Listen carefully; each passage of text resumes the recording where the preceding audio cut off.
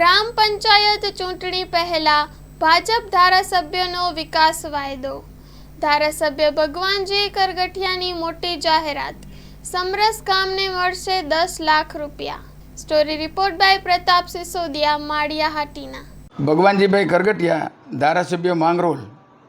ગુજરાતમાં હાલ પંચાયતોની ચૂંટણી જાહેર થઈ છે, ત્યારે મારા મત વિસ્તારમાં પણ 16 જેટલી ગ્રામ પંચાયતોની ચૂંટણી છે.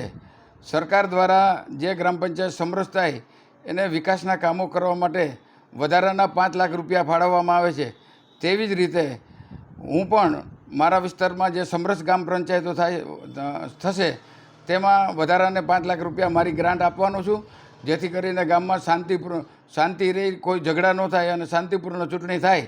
એટલે આ વિસ્તારના વિકાસ માટે મારે ગ્રાન્ટમાંથી હું 5 લાખ રૂપિયા ફાળવવાનો છું.